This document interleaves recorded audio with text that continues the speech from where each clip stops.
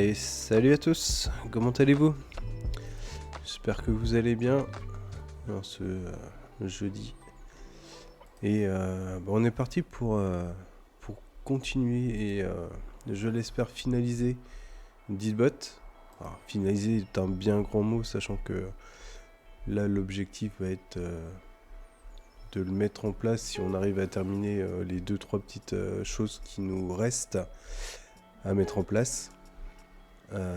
Une fois que ce sera fait, voilà, je reviendrai sur Deedbot de temps en temps, mais je passerai dès la semaine prochaine si on arrive, bien sûr toujours cette condition, si on arrive à le mettre en prod là, je passerai la semaine prochaine sur le gros projet qui sera Tradic. Je vous en parlerai un petit peu plus la semaine prochaine. Et donc voilà, donc on va repartir là pour l'instant sur Deedbot et on va finir. Alors ce qui nous restait à faire par rapport à la dernière fois, c'était notamment par rapport au leveling.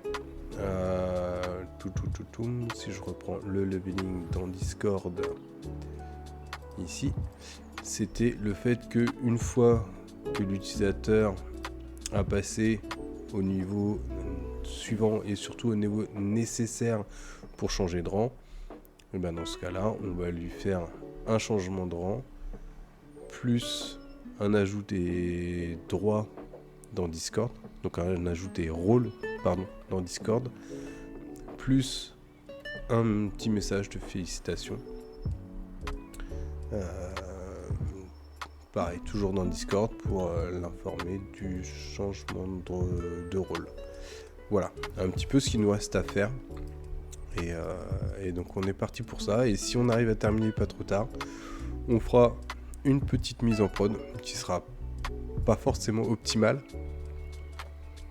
mais qui aura voilà, au moins le mérite d'être là. On verra pour améliorer tout ça bien sûr par la suite. Donc voilà, allez, on est parti. Alors, dans un premier temps, si on reprend le AddXP, qu'est-ce qu'on fait? Donc on vient là, on rajoute de l'expérience aux membres. Ensuite on va récupérer le user pour vérifier, pour reprendre ses XP.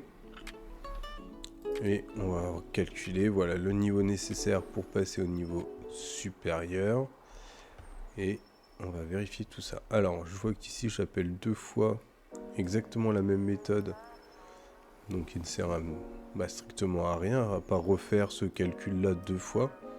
Donc utiliser un petit peu de temps de processeur.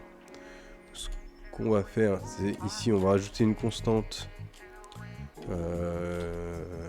neededXP.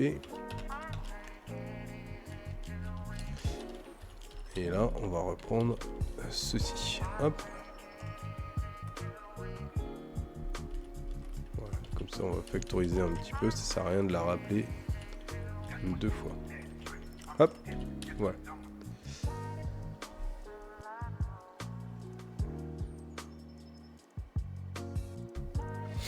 Alors, une fois qu'on a fait ça, voilà, qui était une petite modif déjà pas très compliquée.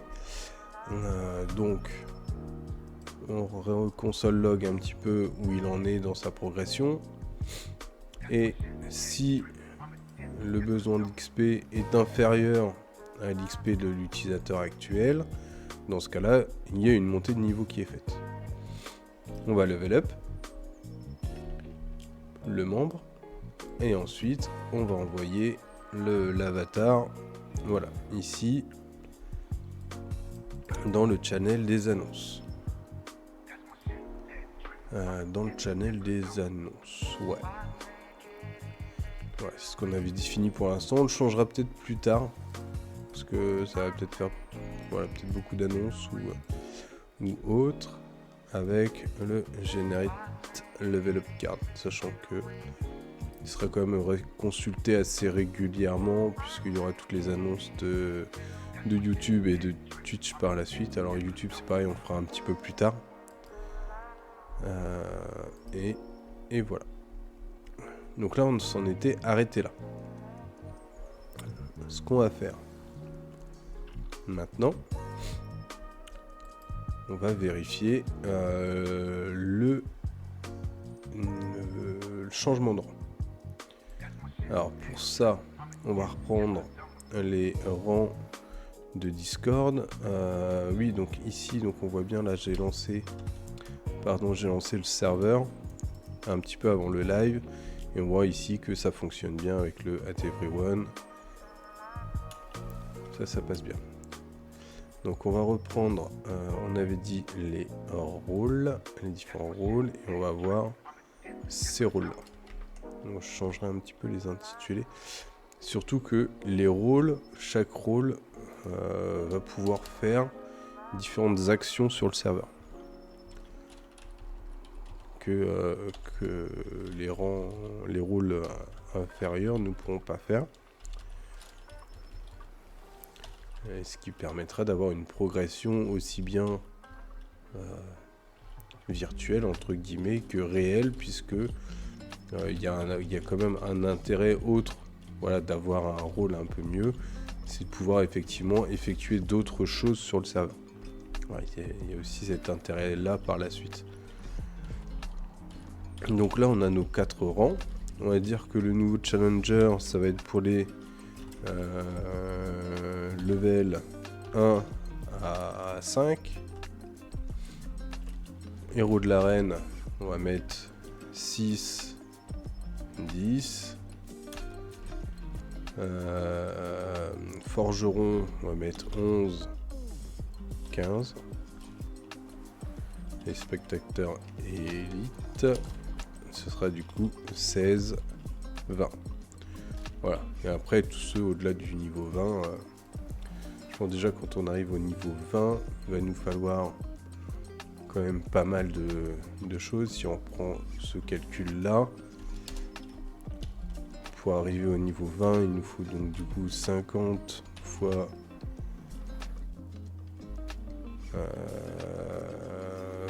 20 plus 50 fois 19, ce qui nous donne, si on reprend la calculette, 50 fois 20, ça nous donne déjà 1000, plus 50 fois 19, du coup 950, donc ça fait 1950. 1950, si je divise par le maximum d'XP possible, c'est 15. 1950 divisé par 15, ça fait déjà un minimum de 130 messages. Voilà. Divisé par 15, ça nous donne 130 messages minimum. Donc il faudrait que la personne ait fait au moins 130 messages pour accéder au rang suprême, on va dire, qui est le spectateur élite.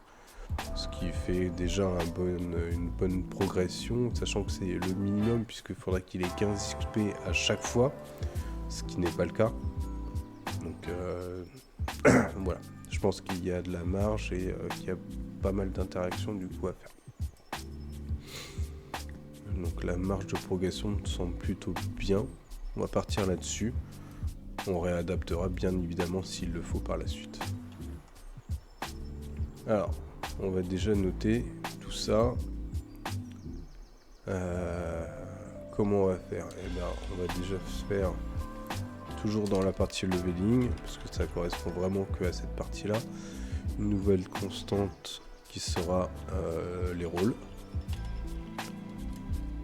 Qui sera un tableau. On va mettre ça comme un objet. On va mettre quand il est 1, ça correspondra à nouveau challenger.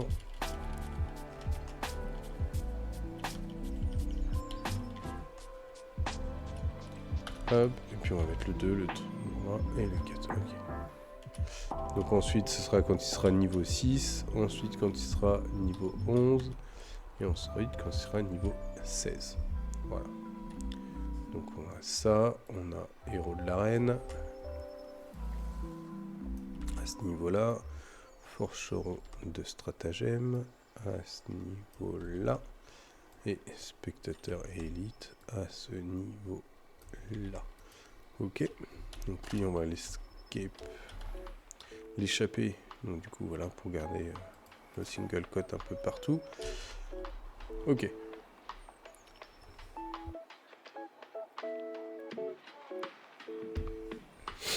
Maintenant qu'on a ça, on va pouvoir utiliser nos rôles.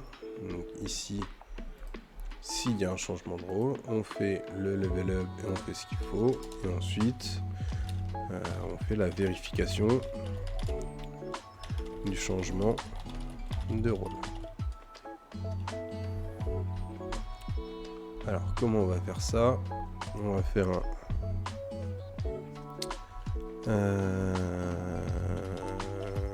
switch. On va faire un switch sur member.level user. Qu'est-ce qu'il me fait? J'ai dit user.level plus 1 puisque ce sera le nouveau ici. Si la valeur est donc 1, pas besoin puisqu'on l'a déjà, donc on passe à 6.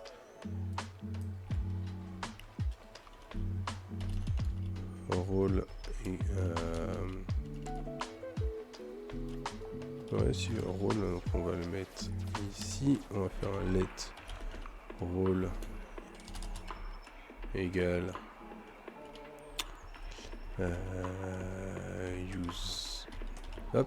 user.rôle. Si c'est ça, on va avoir un rôle.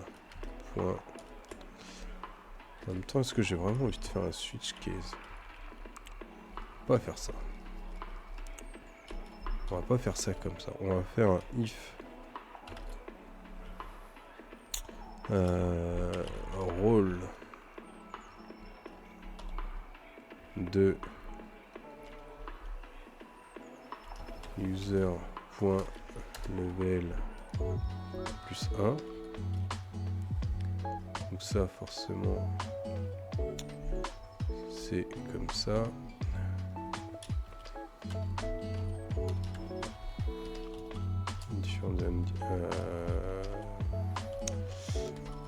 On va pas faire ça. Alors on va faire alors c'est pas un array key, c'est objet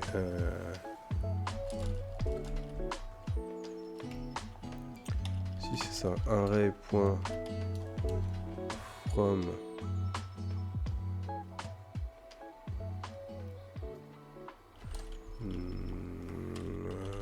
rôle.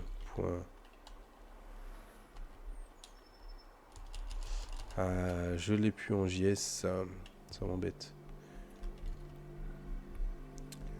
Comment on fait ça déjà en JS?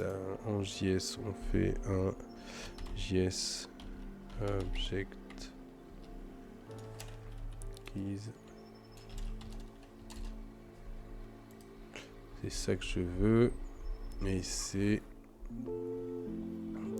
object. C'est ça, mais ça, il n'en veut pas.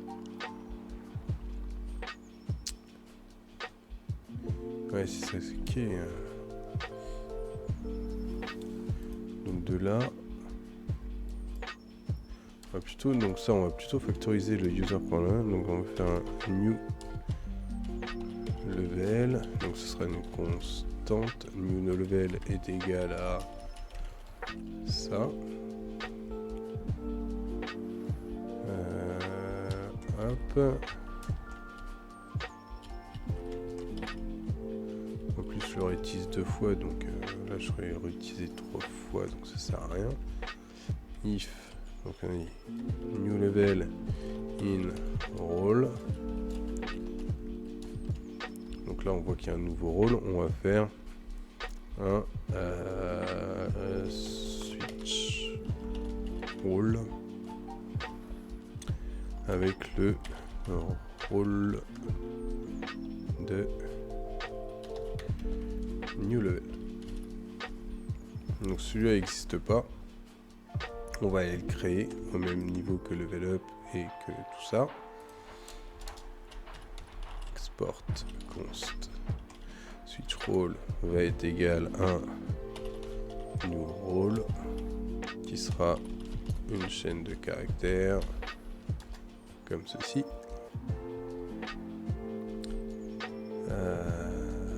Comme ceci. Ok. Et donc là, il nous faut aussi le user. On va pas. Il dit string comme ceci. Donc là, on va reprendre la même fonction que ça. En fait, on va reprendre exactement la même chose que ça. Sauf qu'on va modifier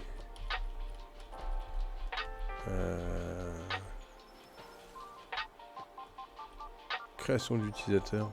Non. Faut qu'on change le message d'erreur là, il est pas bon. Ce sera utilisateur là, non trouvé. Voilà. Ici, donc là, c'est pas le new level. On va update les users. On va set le rôle. Ça, where user ID et ça. Et donc là, à cet endroit-là, c'est le rôle que l'on passe dedans. Ok, donc lui, on va pouvoir l'importer. Et donc là, on va reprendre le user pour ID.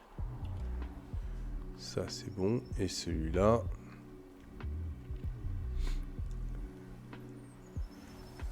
as any number comme mieux.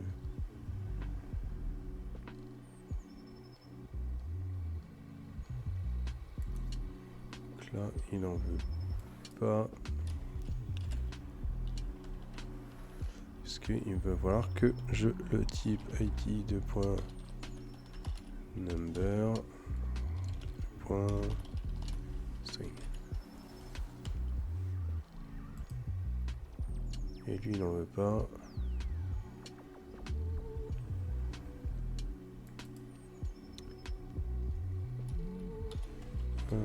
Pipe 6, pipe 11, pipe 16. Si je fais ça, il n'en veut toujours pas.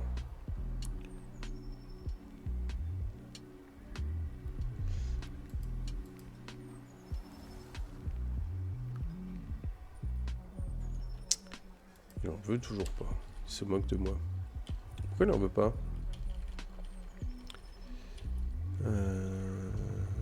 Il n'en veut pas.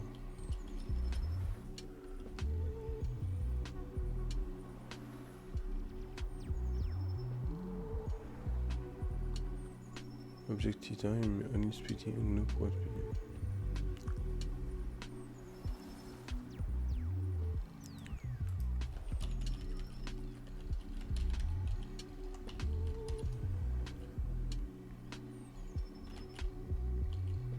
Ok. Et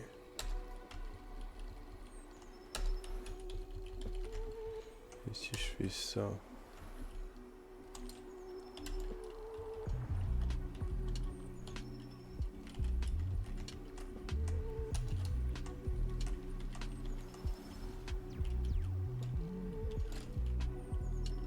Si je fais ça, il en veut. Bon. Et là...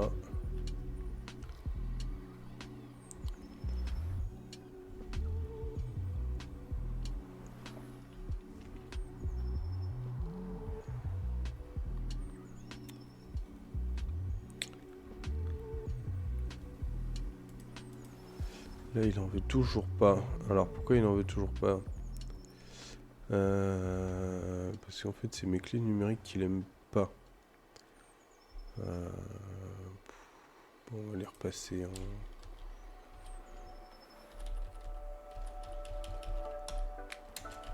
C'est moche, mais si je les repasse en chaîne de caractères.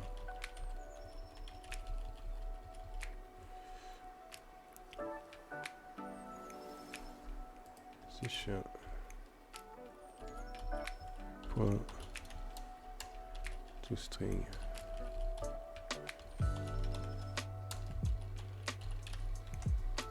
Et donc là, il va me dire que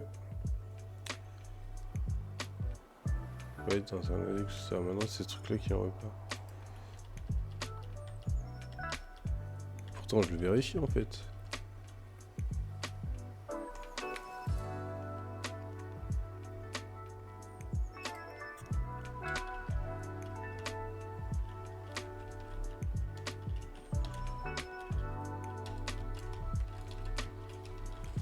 C'est-à-dire que hop, il veut exactement ça, que ce soit de type 26 machin. Donc là, je vérifie que c'est dedans.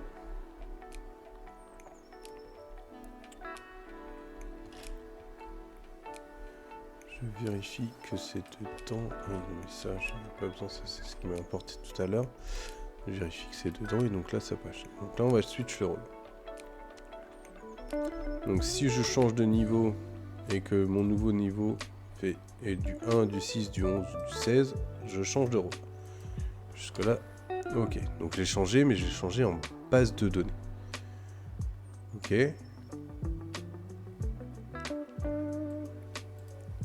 Une fois qu'il est comme ça, va falloir qu'on ait une action là d'assigner rôle. Voilà. On va assigner un rôle qui vient du Discord. Ah, comment... Ah oui. Ah, après. Il va falloir qu'on modifie notre objet. On a besoin de l'ID du rôle. Donc le member ID, ce sera le user.id.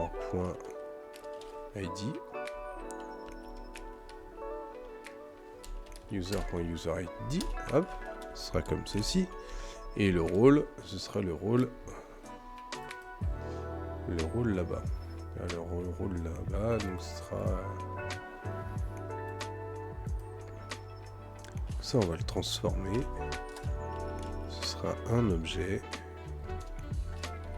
Ici, on aura le name. Et ici, on aura l'ID. l'ID Discord, bien évidemment. On est reparti pour faire la même chose. Là. Là. Là.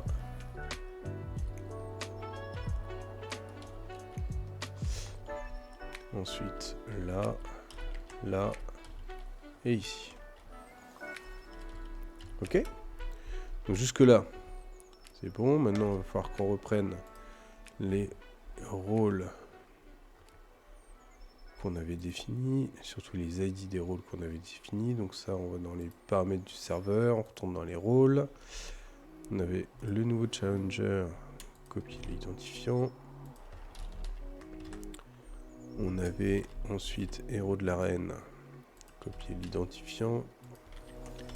Le forgeron, on copie l'identifiant. Et le spectateur, on copie l'identifiant.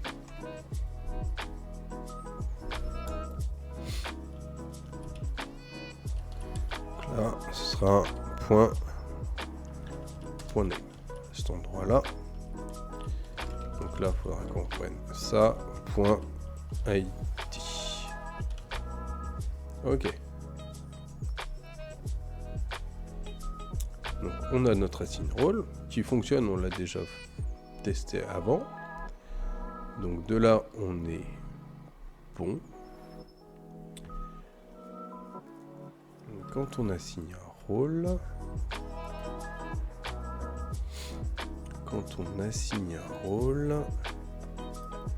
je vais vouloir qu'à chaque fois que j'assigne un rôle, je sende une image.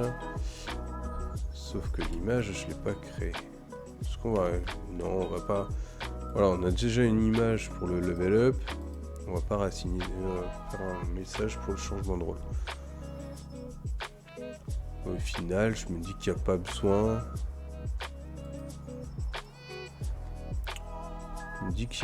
Donc si on reprend ici, Là, on send une image. Et si voilà, on change le rôle dans la base de données, on n'oublie pas. Et ensuite, on vient assigner un rôle de l'autre côté. Donc là, on est bien. Ok.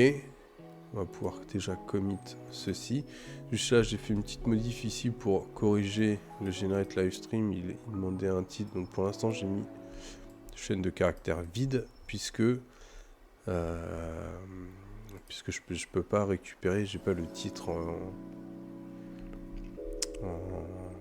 en dynamique. Donc pour rappel, le titre, c'est ce qui est arrivé. C'est ce qui est arrivé à cet endroit-là. Donc là, j'ai pas le titre. Je vais pas le mettre. Mais voilà. Ok. Et donc là, j'ai remis aussi, voilà, au lieu de rejoindre-nous, j'ai mis rejoignez-nous sur Twitch. Voilà, petit changement ici petit changement. Donc là, on va fit déjà juste ce changement-là. Et je vous demande juste une petite seconde.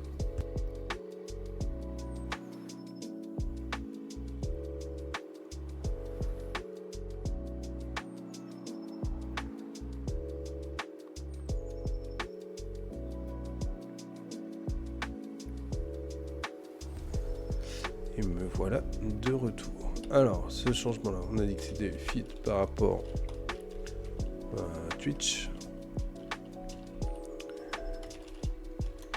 Ok, et par rapport à Twitch, qu'est-ce qu'on va faire? Eh ben là, on a même pas un fit, c'est un fixe qu'on a fait à cet endroit-là. Si je reprends, là, voilà ce qu'on a commuté, c'est fixe. Cette méthode-là. Et ensuite, là, on va faire un fit par rapport à Discord. Et le fit par rapport à Discord, on a fait... c'est le role update. Hop, on va mettre ça comme ça. On commit. Et je vais pouvoir envoyer ces changements. Alors ces changements, bien sûr, je les fais pas là. Hop.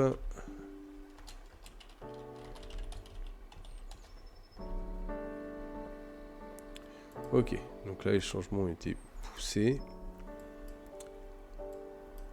On a ça. Voilà, qui nous manquait principalement. Donc comme ça le système de leveling est prêt.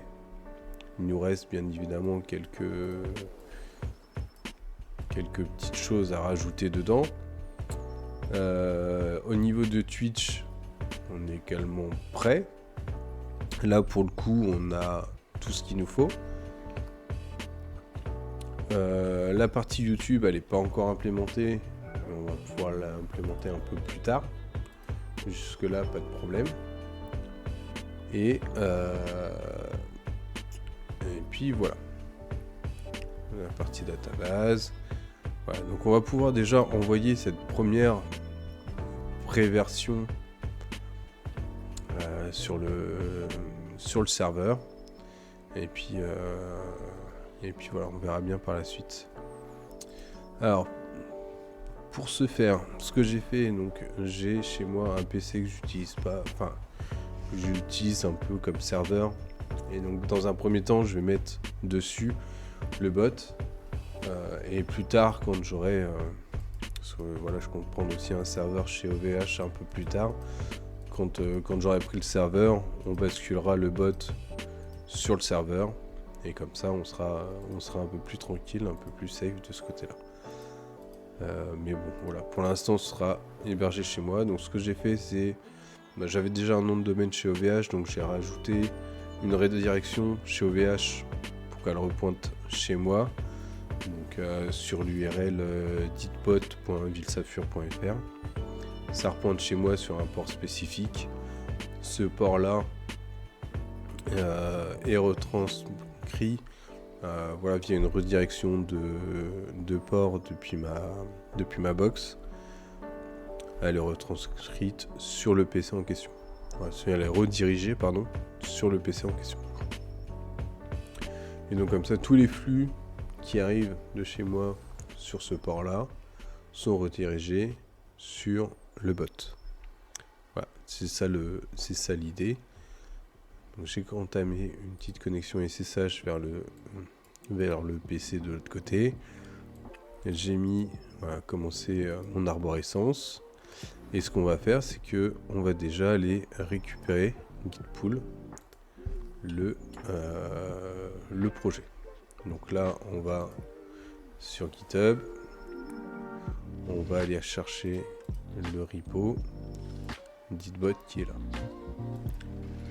On est dans la partie code, on va faire ça à ce niveau-là. On va prendre mon git, on revient ici, on fait un git clone pour récupérer le projet. On vient taper l'URL et c'est parti. Donc là on récupère tout. Il nous dit est-ce qu'on veut, donc bien sûr, est-ce qu'on accorde ce fingerprint ici. Donc là il veut pas. Donc effectivement en SSH il veut pas puisque j'ai pas de clé SSH de mis en place. Par contre je vais le prendre en HTTP. Et là vu que le dépôt est public en HTTP, il va bien vouloir le prendre. Donc en SSH il veut pas puisque en SSH il veut pas puisque j'ai pas renseigné la clé du PC sur mon compte GitHub. Par contre, voilà, on voit ici que en HTTP ça passe puisque mon code est public. Et si je fais des modifications dedans, je ne pourrais pas l'envoyer à moins de saisir mon login, mon mot de passe. Voilà. Et encore, voilà, c'est seulement le login, le mot de passe qui a les droits de modifier le code. Actuellement, voilà, il est disponible, donc n'importe qui peut le récupérer. Par contre, la modification n'est pas accessible. Elle doit passer par une pull request pour modifier les choses et ce sera à moi de la valider manuellement si je veux accepter les choses. Donc voilà, donc j'ai ça. Donc maintenant si je fais un petit ls, j'ai bien le Gitbot qui est là. Et pour le mettre en place, il va me falloir plusieurs choses. Donc déjà, il va me falloir un Node.js. Pour ça, je vérifie que j'ai bien un node d'installer dessus. Et je ne l'ai pas. Donc je vais pouvoir installer Node.js. Avec la commande qui me demande, je tape le mot de passe du PC. Et donc là, on peut l'installer. Voilà, avec le bon mot de passe, ça passe. Donc ça, c'est bon. Et il me dit qu'en même temps, paquet suggéré NPM, donc il ne l'a pas installé. Il va falloir qu'on l'installe en même temps. Donc on va refaire la même chose et on va mettre le NPM. Tout ça, voilà. Donc il faut qu'il me télécharge la moitié d'internet, mais bon, on a l'habitude.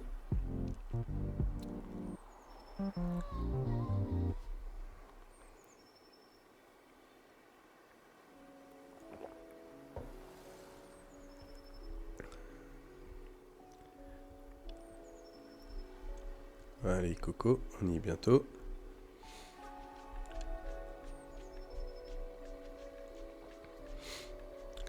%.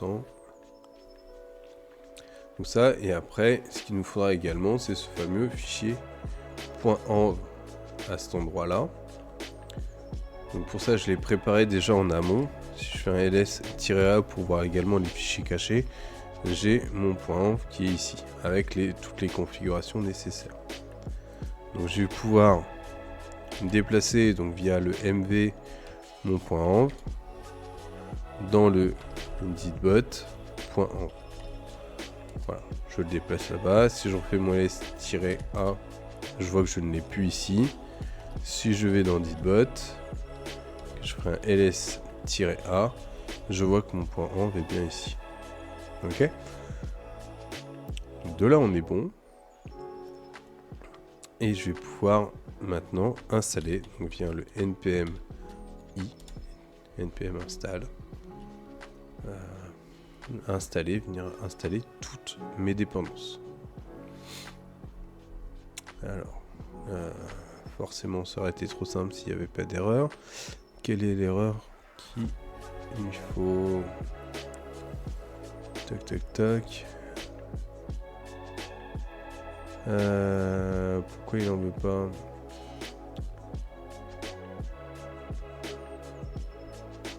Il y a du 404 not found. Ok.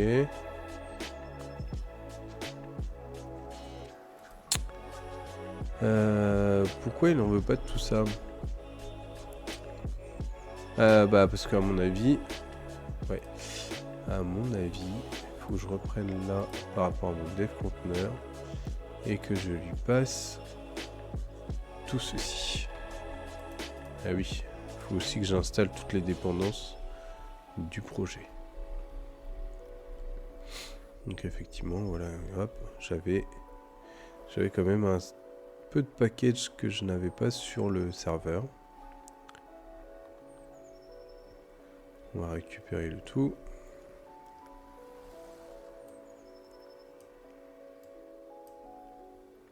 Voilà. Et si je relance maintenant mon npm install, est-ce qu'il va bien vouloir?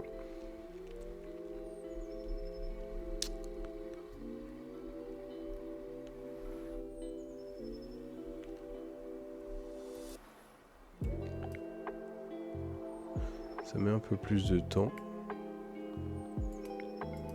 Donc je pense qu'il est encore planté. Je sais pas pourquoi il me fait ça. On va couper et relancer. Est-ce qu'il peut éviter de planter? Non, il continue. Donc là, il l'a planté parce que j'ai fait un CTRL-C, donc il me dit qu'il a reçu un signal d'extinction alors qu'il n'avait pas terminé.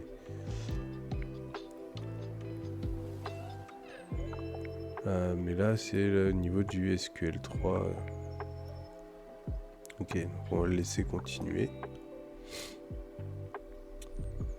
J'espère qu'il va pas prendre trop de temps.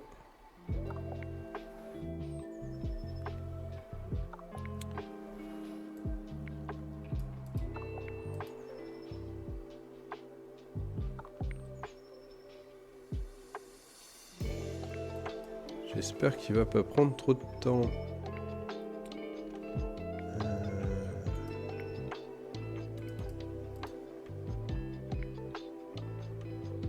Ok.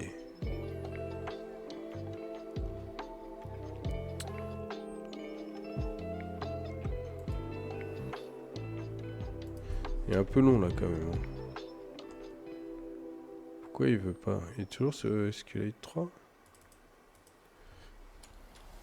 Dans ma commande là j'avais bien SQLite dedans. J'ai pas SQLite 3 donc je vais essayer de l'installer quand même, voir si ça résout certains problèmes.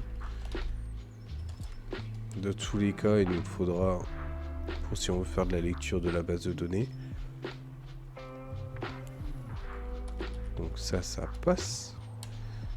Donc lui pourquoi il plante il s'arrête toujours ici.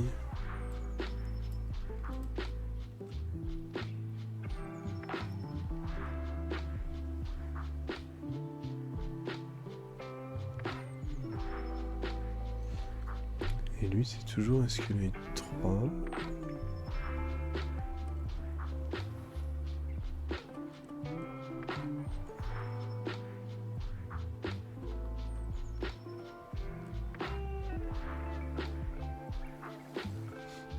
Mais pourquoi il en veut pas?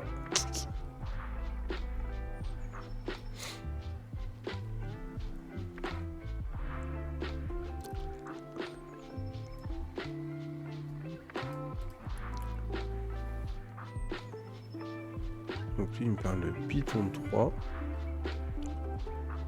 Si, il trouve le Python 3, donc ça c'est bon.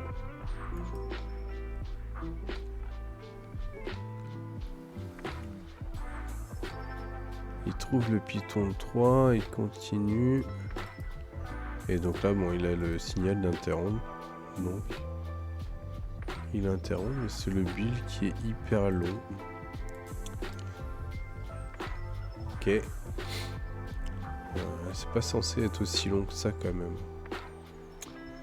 Ce que je vais faire, c'est que je vais rouvrir une commande SSH.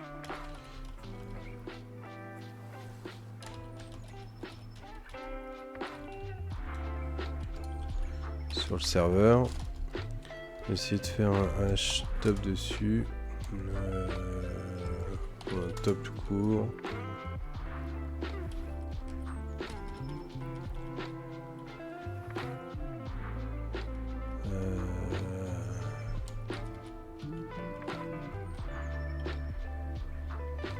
Pourtant.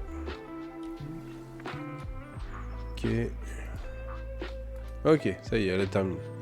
Donc elle a été longue, mais elle est terminée. Ok. Alors. Maintenant, si je refais mon ls, j'ai bien mon dossier node module qui est ici.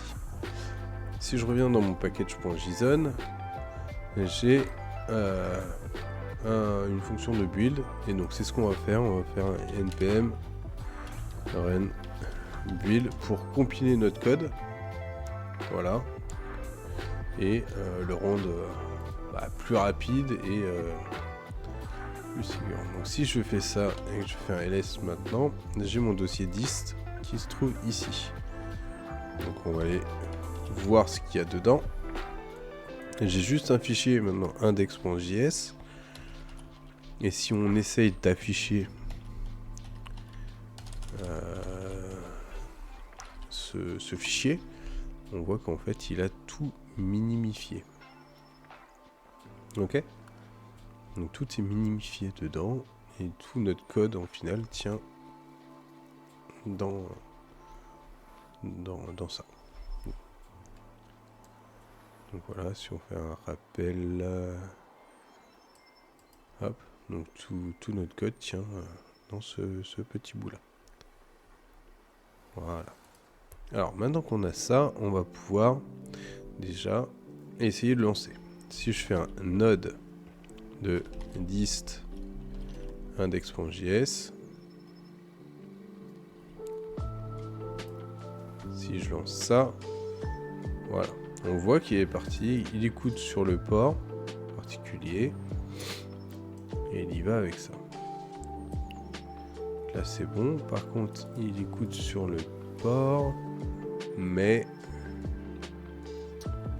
je ne reçois pas la connexion au WebSocket. Parce que souvenez-vous, quand je suis à cet endroit-là, j'écoute sur les ports et après je dois avoir la signature vérifiée et vérification callback. Là, je l'ai pas. Alors celui-là, je peux le couper, le quitter. Alors, je vais vérifier hors live, hors caméra, le contenu quand même du point env, être sûr que je me suis pas trompé. SSH du coup.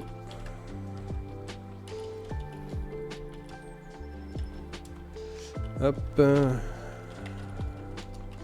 Alors je vais vérifier. Je me rends dans le dossier. Et un petit coup de vim sur le point env. Donc j'ai le port qui est là, qui est bon. J'ai ça qui est bon. Et j'ai ça qui est... j'ai ça qui est pas bon du coup, parce que effectivement... j'ai ça qui est pas bon. À mon avis, c'est l'URL là qui est pas bonne. Si je fais... ici... https:// ditbot.vilsafur.fr. Est-ce qu'il y va? Il me dit qu'il ne connaît pas. Je fais un 2.3.33. J'ai un SSL pour préparer effectivement. Et si je suis en HTTP seulement ça passe. Donc on va modifier ceci. Faire.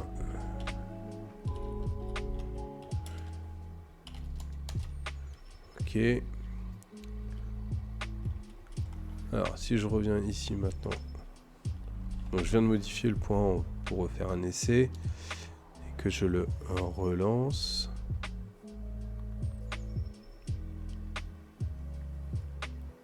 Et il veut obligatoirement de l'HTTPS. Donc ça va nous poser un petit souci. Il nous faut obligatoirement de l'HTTPS en callback.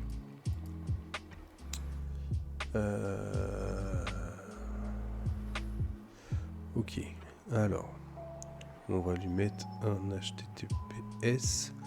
Par contre, pour mettre l'HTTPS, je sais plus tout, j'ai perdu son nom. Let's Encrypt, voilà. On va passer par Let's Encrypt pour nous générer un certificat SSL pour mettre de l'HTTPS sur notre site. Ok. Alors, comment on va générer ça? On va faire un get start. Je me souviens plus exactement comment il fonctionne. Shell access, c'est ça. On va utiliser le serpot.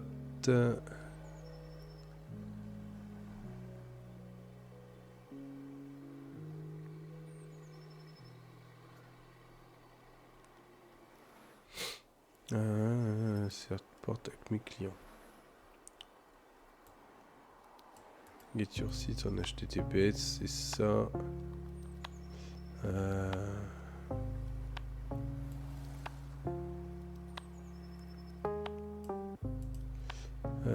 On.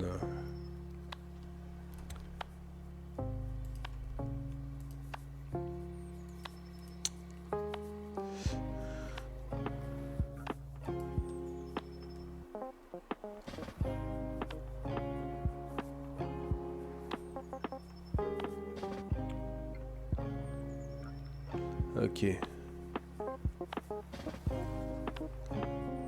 Donc lui il veut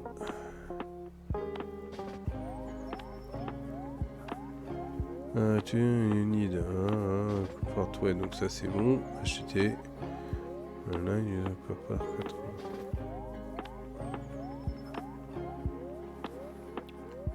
Sauf qu'on n'a pas de ça, mais c'est pas en 80. Donc on va être enquiquiné là-dessus. On va être enquiquiné là-dessus.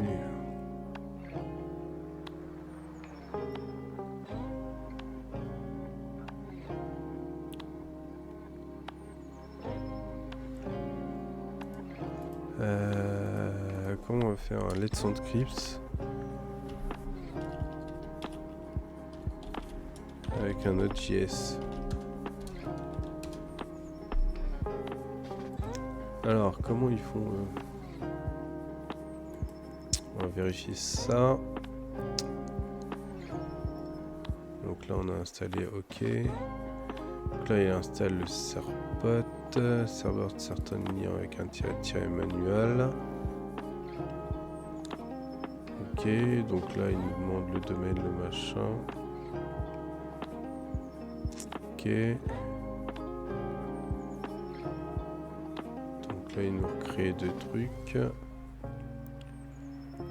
Et il faut qu'on rajoute ça ici.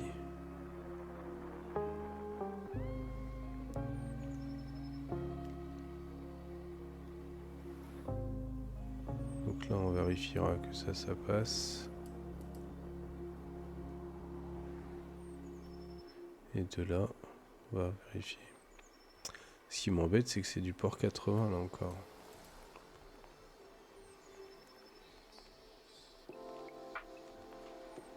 Et nous, on n'est pas sur du port 80.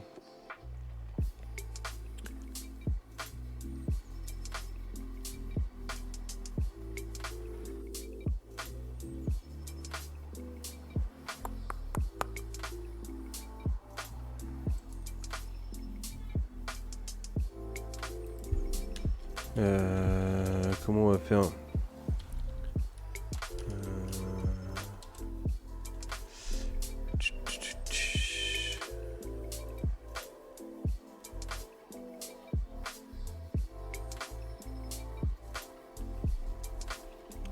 c'est pas ça.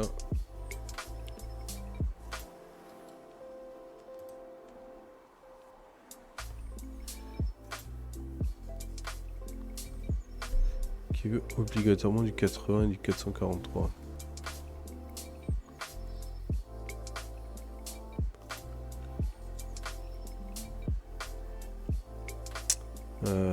Il veut obligatoirement ça.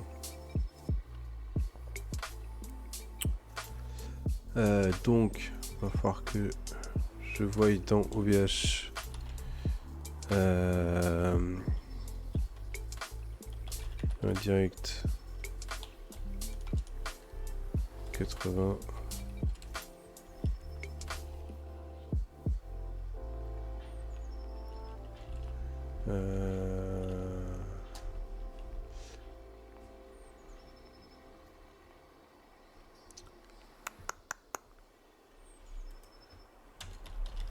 Est-ce que je peux faire ça?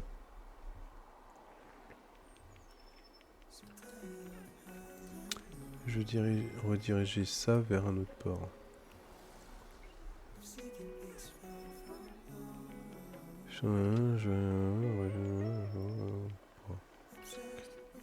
Ça se fait pas avec le DNS, oui, je sais.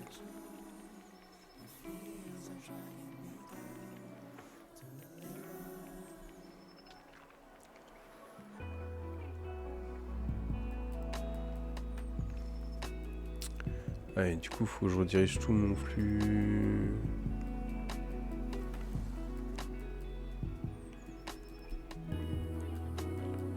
Faut que je redirige tout, ok.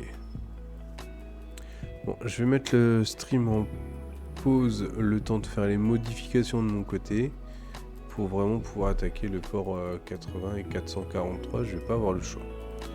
Donc je vous mets en pause et je reviens d'ici quelques instants, le temps de configurer tout ça.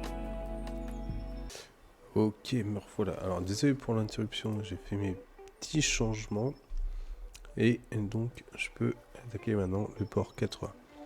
Alors juste petite subtilité, c'est qu'il faut que je passe en route, donc enfin en tout cas avec les droits privilégiés pour ouvrir des ports en dessous du port 1020.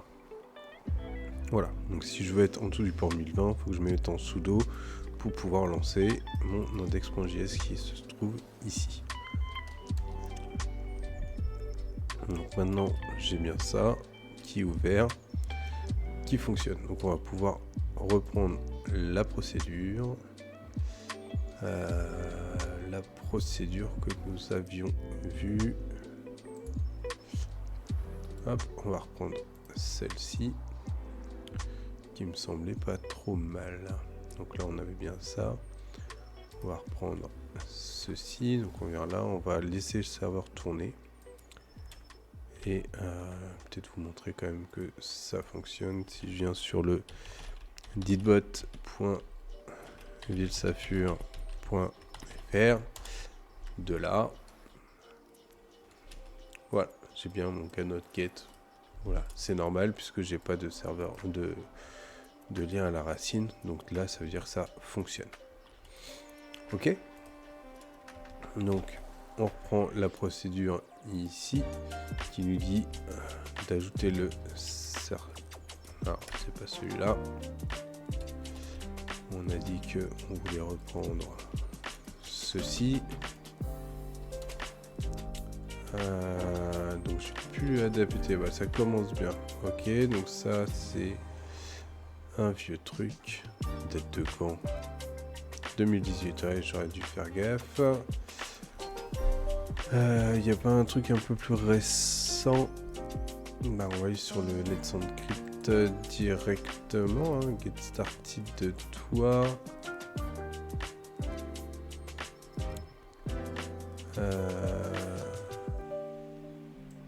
En même temps, je me dis que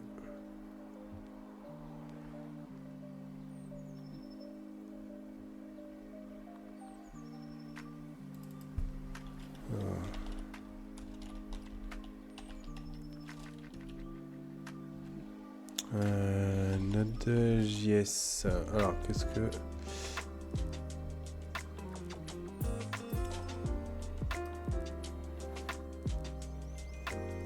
Comment il fait lui?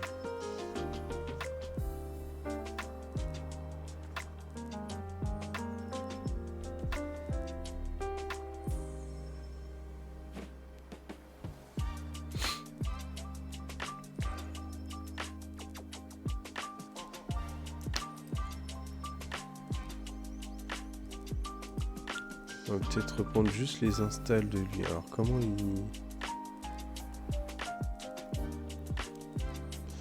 Environnement, non c'est install le Let's Encrypt. C'est ça que je veux. Nécessaire seulement. Alors comment il l'installe?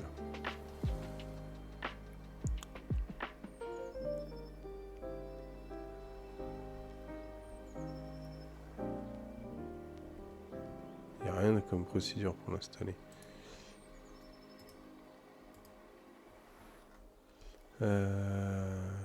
Ok.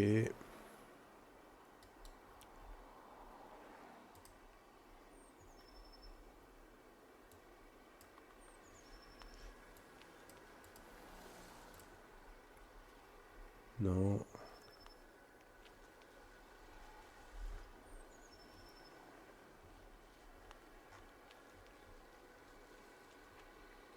Alors, donc on va revenir. Let's Encrypt. Let's Encrypt. On va revenir là sur la doc. Si j'installe. Là, il me dit de passer par le certbot. Hein.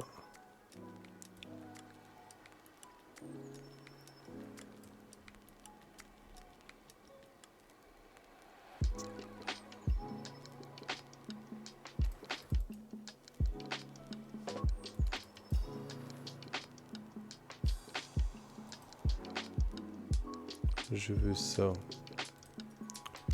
Et j'ai pas de page, j'ai pas de ça, j'ai pas de Plex, donc là je suis bien. Ça sur un Linux.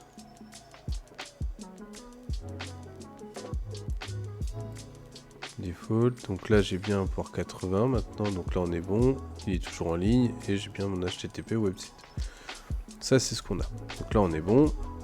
Hostage on ancien et can access to SSH c'est bon, LBT to sudo ça c'est bon. Hein, tout ça on est bon. Donc là les requirements maintenant c'est bon. On va pouvoir passer à la suite qui est le SSH machin. Donc là on l'a, on a update, donc ça on l'a fait tout à l'heure. On va pouvoir installer tout ceci.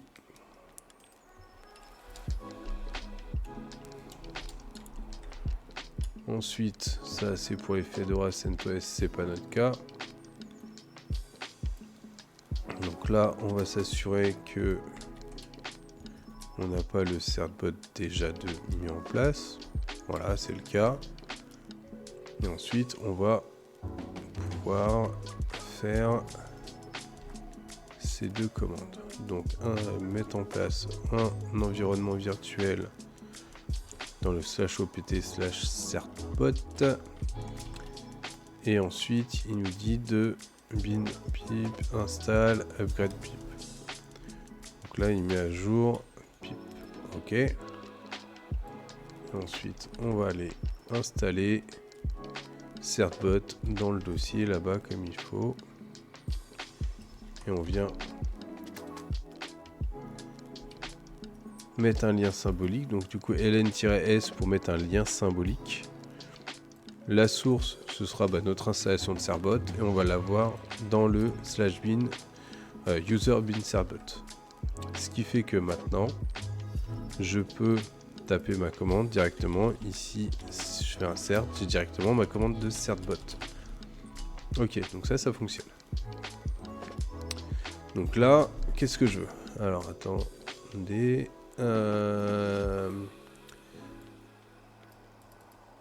Est-ce que je peux stopper temporairement mon website? Oui. Donc là, je peux arrêter le website. Run this command pour récupérer le certificat, pardon. Et ensuite, je peux faire ce que j'ai besoin. Ok, donc là je vais venir ici. Je vais stopper ma commande. Je vais remettre ceci. Voilà, j'ai mon certbot introuvable. Pourquoi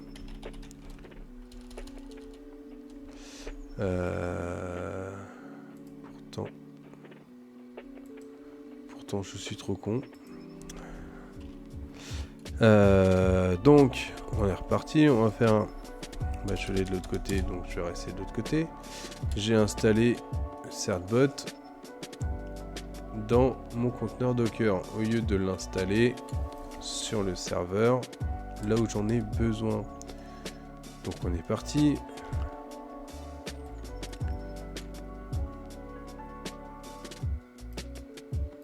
On va hop.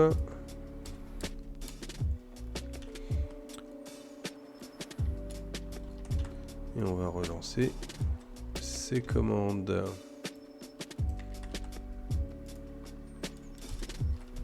Hop. L'installation du certbot. Je suis bien dans le conteneur. Sur le serveur. Je vais y arriver. On va arrêter les bêtises. Et maintenant, il est arrêté. Je suis bien ici. Je vais pouvoir lancer ma commande. Voilà. Donc, là,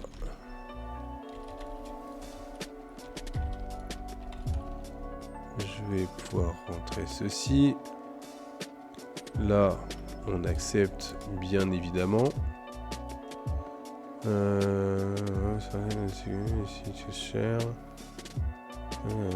Est-ce qu'on veut partager? Non. Code register. Please enter the domain name. Donc là, je veux. On a dit editbot.ulsafur.fr. Il est en train de faire la requête.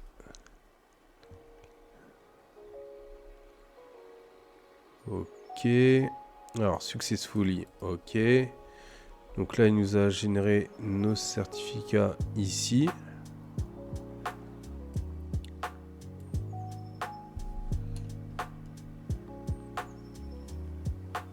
Donc là, il nous a mis nos certificats ici.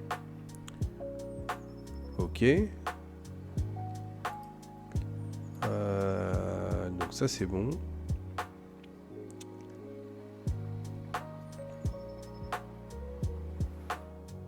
Donc ça, c'est pour upgrade le certbot. Et ça, c'est pour le renew manuel. Ok. Alors, une fois que j'ai ça, donc lui, la procédure, je pense qu'elle est la même une fois qu'on a les certificats. Donc ça, c'était vraiment pour vérifier les certificats. Donc là, il passe bien en 443 à cet endroit-là. Alors, comment il a fait? App Express, il va récupérer les clés de certification. Tout ça. Il rajoute quand même des choses.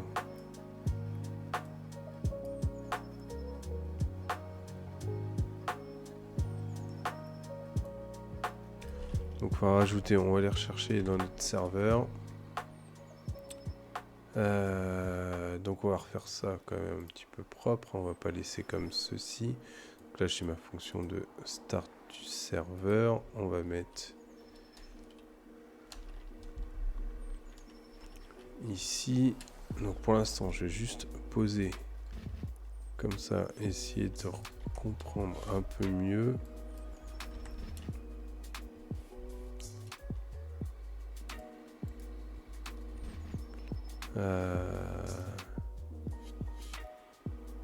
Et donc là tu passes les credentials quand tu fais le create server. Et le create server il est bien avant en fait.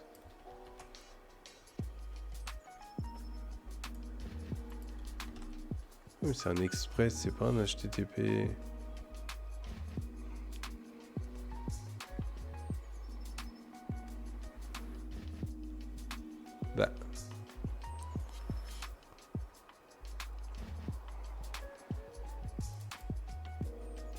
pourquoi il... Ah, il reprend par-dessus l'application Express.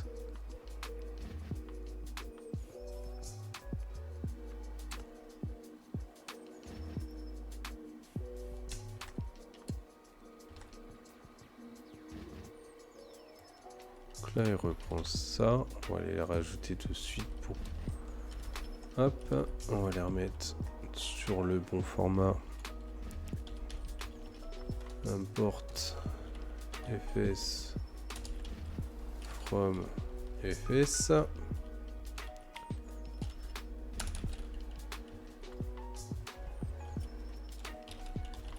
Import http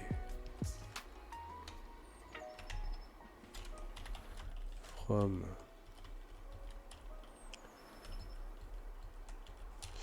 si je l'écris mieux, c'est mieux. Ah. Ok, donc là j'ai réimporté l'ensemble. Donc là j'ai mon start server. Et c'est dans ma start server où il faut que je lui rajoute ces parties là.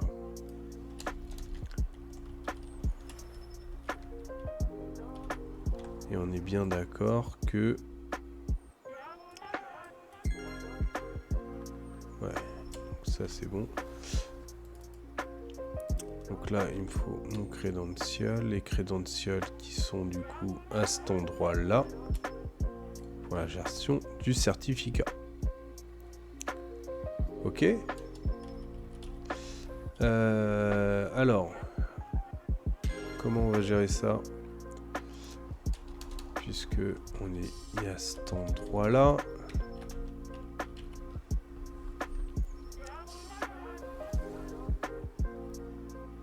Qu'on est à cet endroit là. On va se mettre... On va se définir un app-env. Ce sera plus simple. Est égal app app-env. Ensuite, on va se mettre dans mes configs. On va aller rechercher le app-env qu'on va remettre du coup ici. Et j'avais mes rôles en fait, j'avais déjà mes rôles. App-env et on va vouloir que ce soit le app-env ou alors par défaut ce sera un dev. Voilà, donc par défaut c'est l'environnement de développement si rien n'est défini, sinon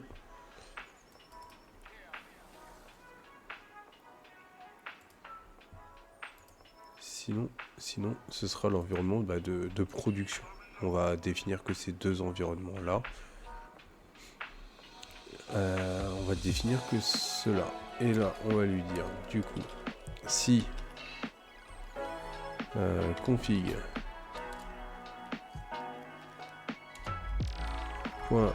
.app-env égal à prod. Donc là, on va mettre ça comme ça. Et si on a tout ça, on va remettre ceci plus ceci. Donc ça, on va le dégager. Ça, on va le mettre au-dessus.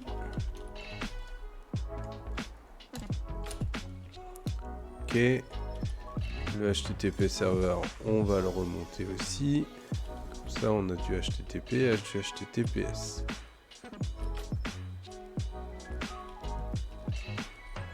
Et on va même pouvoir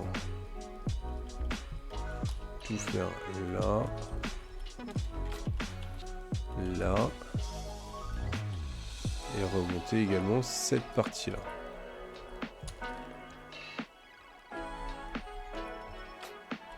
Ça veut dire que ça, je l'ai plus.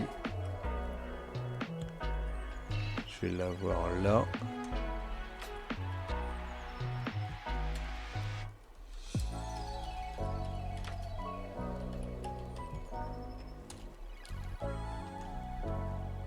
Et je vais avoir ça comme ça. Ok, si je reviens ici, lui il m'a régénéré ça et là ça fonctionne toujours. Donc là on a mis notre config de HTTPS et donc là il va falloir qu'on variabilise ici cette partie là.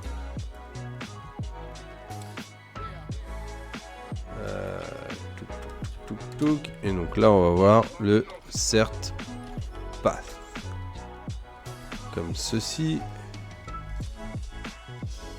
Ok, donc là on va modifier la config. Ce sera tel quel.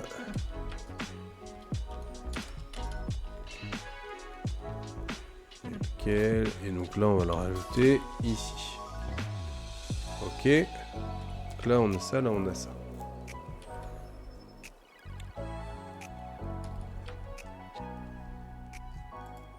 Donc là on est bon. Là on va mettre des backtypes.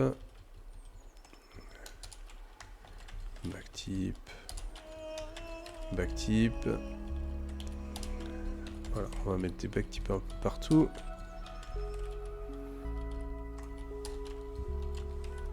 Et on va remplacer tout ceci par le certpass. Le config.certpass, pardon, voilà. Donc là on est plutôt bien. Maintenant on a notre fichier ici, le privkp. Donc là on récupère tout. On est bien passé en HTTPS au besoin. Donc j'ai fait mes redirections de port. Tout est bon.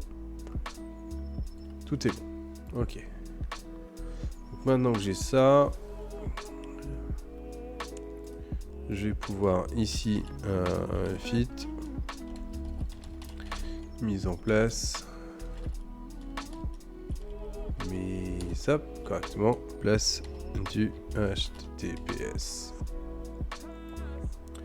On récupère tout, on commit. Alors je vais de l'autre côté, je vais modifier tout de suite, rajouter à la fin le app env égale prod et le certpass est égal, et pour ce faire donc je vais revenir là directement et prendre ce qu'il m'a donné tout simplement ici.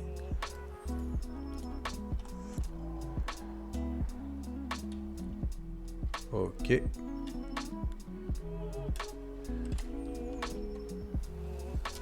Donc ça c'est bon. Je retourne donc dans mon repo Gitbot pour faire le git push.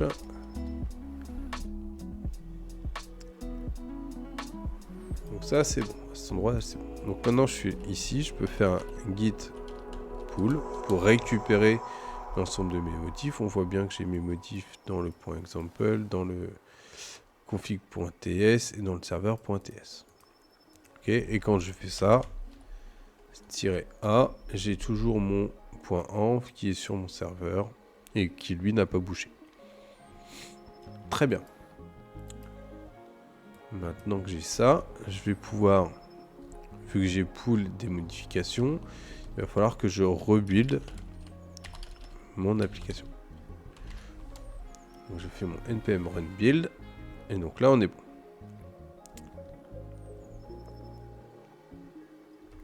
Et maintenant, si je refais mon node de build, non, de dist, pardon, index.js, on est parti. Et donc là, il veut pas, effectivement, parce que permission denied dessus, tac, tac, tac, parce qu'il faut que je sois en sudo. Ce que je vous avais dit tout à l'heure, avec une permission plus élevée. Donc là, j'ai bien mon serveur réuni en 443. Mon serveur qui écoute sur le port 80 avec la vérification du callback, et ça passe. si je reviens sur mon Discord, j'ai bien mon bot là qui est up. Et donc là, ça fonctionne. Donc là, j'ai une instance qui tourne de prod. Qui tourne plutôt bien. Ok, maintenant que j'ai ça, il va falloir que je fasse encore un truc parce que c'est bien beau d'avoir ça, mais là je coupe ma ligne de commande et j'ai plus rien qui fonctionne. Ok, donc celui-là, pour l'instant celui de dev, je vais le couper, je n'en ai pas besoin, je vais rester vraiment focus sur celui de prod. Et là, en final, si je coupe ma ligne de commande, j'ai plus de serveur. Si je coupe ma connexion et c'est ça, j'ai plus de serveur non plus, c'est pas ce que je veux. Pareil, si mon poste redémarre, bah, je vais pas forcément penser à les redémarrer le Didbot qui est dessus. Alors pour faire ça, ce qu'on va faire, c'est qu'on va mettre en place un service Linux qui va se charger de redémarrer automatiquement le service quand il y en a besoin. Ok ? Alors, on va créer un nouveau fichier dans le /etc /systemd /system c'est système comme ceci et on va l'appeler didbot.service. Donc ça, bien évidemment, allez coco, voilà, on va faire un vim dessus et donc là on est parti pour créer notre fichier de service. Alors on va commencer par un unit pour décrire un petit peu le service. On va lui ajouter une description. Donc la description, ce sera au final son titre, hein. On va l'appeler très sobrement Didbot. On va lui mettre un want comme ceci. Et donc ça va être qu'est-ce que le service aura besoin pour fonctionner. On va avoir besoin d'une seule chose au final, ce sera le network online .target.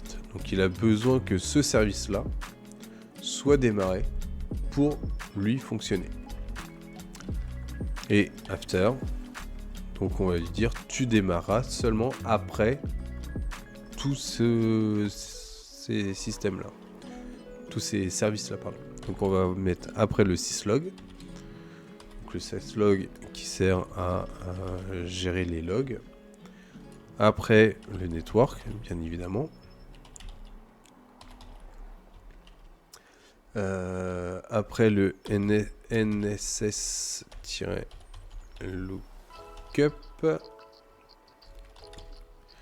.target. Alors celui-là je sais plus trop sert à quoi, mais pareil c'est par rapport au network. Et le network-online.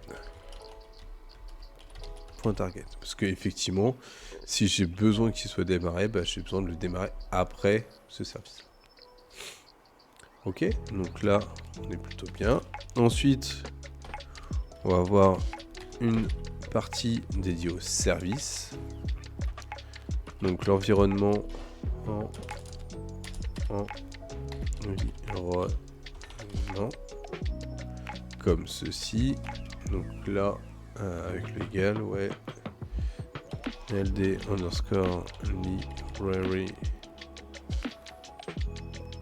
underscore pass égale à / linux 64. On va avoir le exec start prêt. Donc là, ça va être la commande de pré-démarrage. Donc juste avant que de démarrer le service, qu'est-ce qu'il a besoin de faire ? Qu'est-ce qu'il a besoin de faire ? Il a besoin de pull l'application, parce qu'il a besoin de vérifier qu'elle soit à jour. Il a besoin d'installer les dépendances, pour vérifier que mes dépendances sont à jour également, par rapport à ce que j'ai défini dans mon package.json. Et dans mon package.log. Et puis je vais aussi avoir besoin de run le build pour compiler et valider toutes les modifications possibles. Et ensuite, je vais pouvoir faire le exec start. Et donc là, ce sera ma commande de node. Donc on a dit dist / index.js. Ok. Donc là, je vais avoir besoin de ça. Ensuite, je vais avoir besoin de lui dire avec quel utilisateur tu te connectes. Donc là, nous, on a dit un utilisateur avec des droits un petit peu privilégiés. Et avec quel groupe? C'est pareil, ce sera le root aussi. Ouais, il nous faut des droits un peu plus haut niveau. Ensuite, on va avoir le standard output. Donc la sortie standard, ce sera le journal. Donc comme ça, ça va nous créer un fichier de journal pour avoir les logs et garder les traces de ce qui se passe sur le serveur. On va lui dire de restart on failure. Donc ça veut dire que si tu as un souci, tu redémarreras automatiquement. Ok. On va voir le working directory. Donc là c'est l'emplacement de travail. Donc ce sera le /home / Cyril / repo. Si tu veux bien, voilà, repo /Ilsa code /Gitbot. Ok. Et ensuite, on va voir le standard avec un des output qui sera où est-ce qu'il va envoyer, dans quel journal il va écrire sa sortie standard. Donc ce sera le append pour dire que ce soit à la fin du fichier qui se trouve dans /var /log /ditbot.log. On va voir la même chose mais pour le standard error. Donc ça sera toujours en append /var /log /ditbot.error. Ici comme pour les errors. Et on va avoir une dernière partie qui sera le install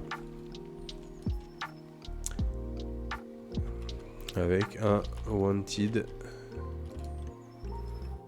by égale multi-user.target. Alors cette ligne là je sais plus trop à quoi elle sert, mais voilà. Ok, donc maintenant j'ai mon service. Je peux faire un sudo service ditbot statut et de là voilà, donc j'ai mon service qui est là maintenant, qui est bien enregistré. Et on voit actuellement il est inactif.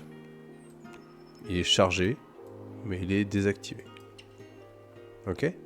Donc on va pouvoir dans un premier temps le start. On va voir s'il démarre correctement. Et on voit que là on a un souci. Ok. Si je fais un cat de /var log /ditbot. Donc là j'ai bien mes deux fichiers. Et dans le ERR, j'ai des soucis. Alors là, je suis trop remonté, forcément. Voilà. Et donc là, Dubitus.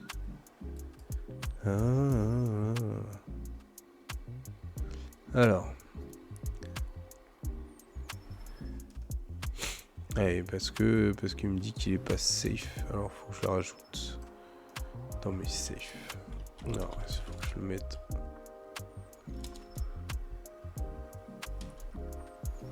Si je le relance, toujours pas. Donc là, on est passé à autre chose. Ok. Donc là, il veut pas le et à chaque fois. Alors, on va faire autrement. On va faire comment? On va faire un... On va remonter, parce que là, ça va être très spécifique ici. Donc, on va faire un vim update editbot.sh. Ok. Donc là, on va faire un script qui, au final, va lancer ces commandes-là. Donc, on va mettre dans un premier temps, je crois que c'est comme ça, voilà, /bin/sh. Donc là, on va lui faire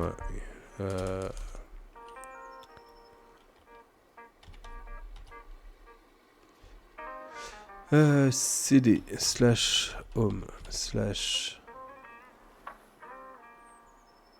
je vais y arriver, Cyril /repositories /vilsacode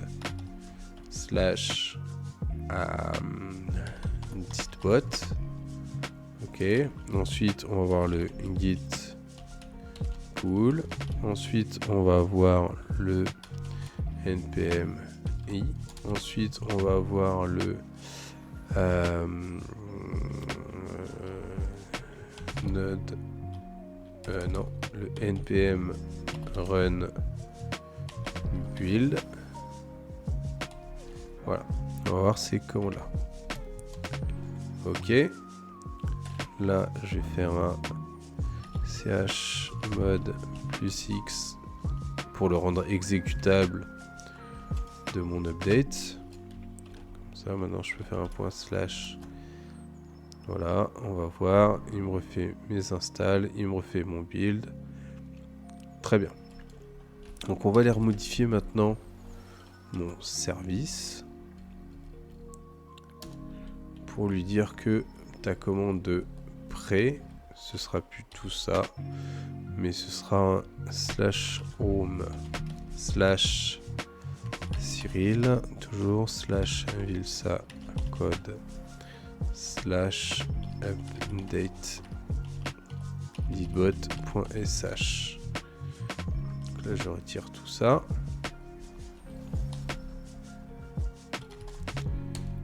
Hop, alors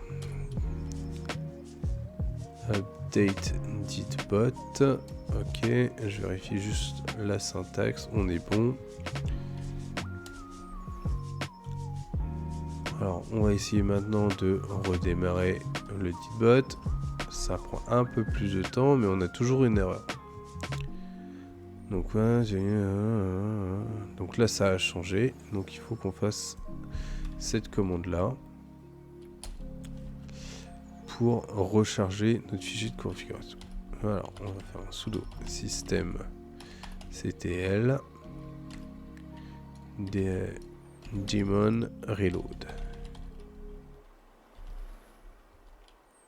Ok, et maintenant on va pouvoir relancer. Donc là on a toujours une erreur, on va aller checker l'erreur que nous avons.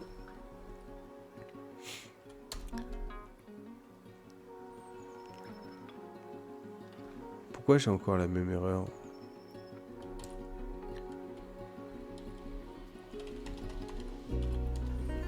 Je supprime, je veux juste être sûr. Et merde. Donc, je relance, puisque j'aime bien faire n'importe quoi. Donc là, j'ai rien dedans.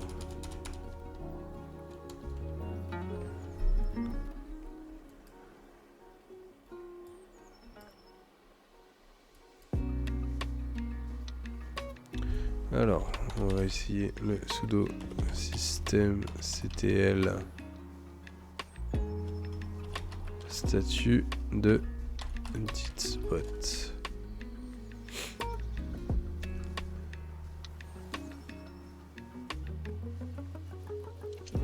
Et là, il est en fail, ok, avec un exit code comme ceci. Ok, Alors, est-ce que je peux avoir un détail un peu plus grand? Journal CTL, on va faire celui-là.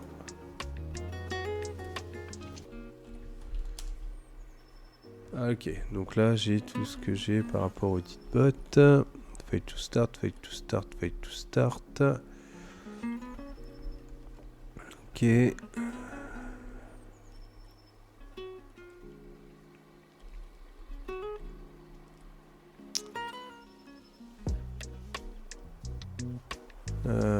Mais j'ai pas de...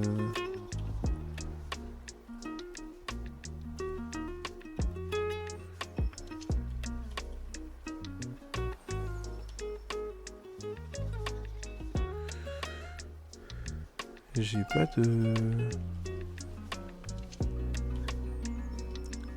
Ok, alors ce qu'on va faire, dans un premier temps,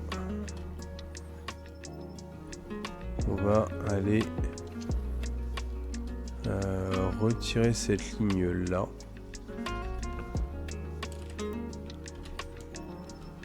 On va pas le mettre à jour à chaque redémarrage, on viendra le remettre à jour nous-mêmes.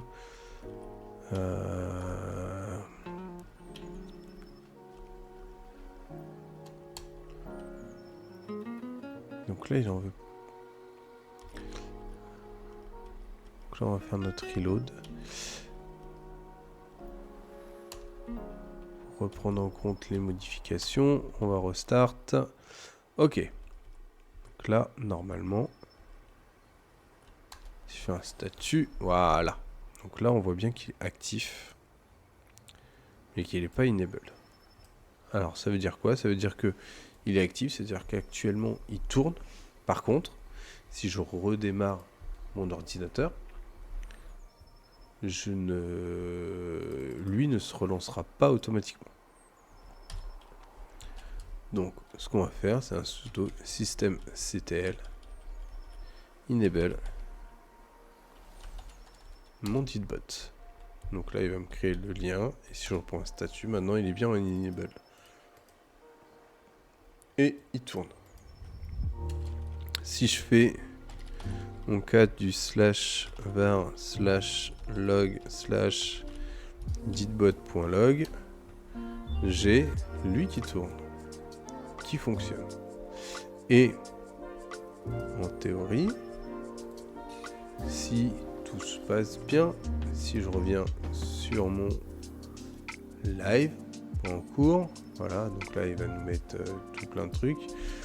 Là, je lui mets un /YouTube. Voilà, donc ça marche. J'ai bien mon truc qui fonctionne. Ok, donc je vais pas polluer la fenêtre là parce qu'elle va faire que ça tout le long. Mais ça fonctionne. Je suis content. Donc de là, on est plutôt pas mal. Voilà, donc là on a fait une petite mise en prod. Voilà, elle est pas parfaite, hein. Il y a bien sûr plein d'automatisations, plein d'autres automatisations à effectuer. On y reviendra. On y reviendra par la suite. Mais là j'ai déjà une base pour le bot, c'est ce que je voulais.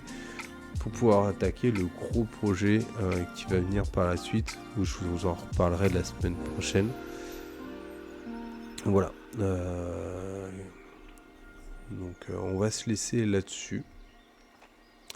Et sur ce, je vous souhaite une bonne soirée. Merci d'avoir regardé le live. Et je vous dis à la semaine prochaine pour des nouvelles aventures.